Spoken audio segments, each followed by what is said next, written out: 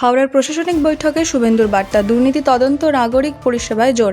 হাওড়ার প্রশাসনিক বৈঠকে একাধিক গুরুত্বপূর্ণ ঘোষণা করলেন পশ্চিমবঙ্গের মুখ্যমন্ত্রী শুভেন্দু অধিকারী। শহরের নাগরিক পরিষেবা উন্নয়ন থেকে শুরু করে রাজনৈতিক হিংসা, দুর্নীতি তদন্ত এবং অনুপ্রবেশ ইস্যুর সব ক্ষেত্রেই কড়া বার্তা দেন তিনি। মুখ্যমন্ত্রী জানান, হাওড়া শহরের পর্যাপ্ত পরিশ্রুত পানীয় জল, উন্নত নিকাশি ব্যবস্থা এবং নাগরিক পরিষেবা নিশ্চিত করতে বিশেষ গুরুত্ব দেওয়া হবে। প্রশাসনিক কাজে গতি বাড়াতে একটি কোঅর্ডিনেশন কমিটিও গঠন করা হয়েছে বলে জানান তিনি।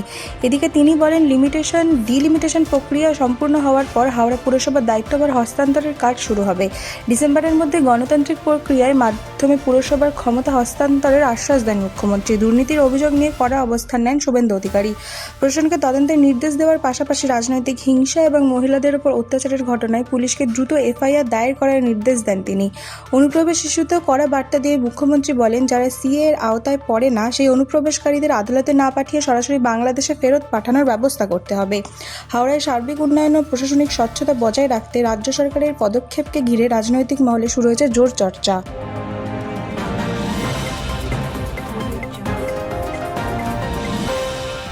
দক্ষিণবঙ্গে তাপপ্রবাহের দাপট, উত্তরবঙ্গে ভারী বৃষ্টির সতর্কতা। দক্ষিণবঙ্গে জারি তীব্র গরম, অস্বস্তিকর আবহাওয়া। আবহাওয়া দপ্তর সূত্রে খবর, রবিবার পর্যন্ত চলবে এই ভ্যাপসা গরমের পরিস্থিতি। বিশেষ করে বাঁকুড়া, পুরুলিয়া, পশ্চিম মেদিনীপুর, পশ্চিম বর্ধমান ও বীরভূম জেলার তাপমাত্রা থাকবে 40 ডিগ্রির কাছাকাছি। কলকাতাতেও পারদ ছুঁতে পারে 37 ডিগ্রি। সঙ্গে বাতাসে জলীয় বাষ্পের পরিমাণ অত্যন্ত বেশি থাকায় চরম অশান্তিতে নাজেহাল সাধারণ মানুষ। সকালে কলকাতার তাপমাত্রা স্বাভাবিকের তুলনায় বেশি রয়েছে। শহরে বাতাসে আপেক্ষিক আর্দ্রতার সর্বোচ্চ পরিমাণ পৌঁছেছে 95%। অন্যদিকে সম্পূর্ণ ভিন্ন ছবি উত্তরবঙ্গে। গাঙ্গেয় পশ্চিমবঙ্গ ও পশ্চিম বিহারে থাকা জোড়া ঘূর্ণাবাতের প্রভাবে উত্তরবঙ্গের একাধিক জেলায় দফায় দফায় ভারী থেকে অতি ভারী বৃষ্টির পূর্বাভাস জারি করেছে আবহাওয়া দপ্তর। ইতিমধ্যে জলপাইগুড়ির মঙ্গলঘাট গ্রাম সংলগ্ন এলাকায় কালবৈশাখীর জেরে ব্যাপক ক্ষয়ক্ষতির খবর মিলেছে।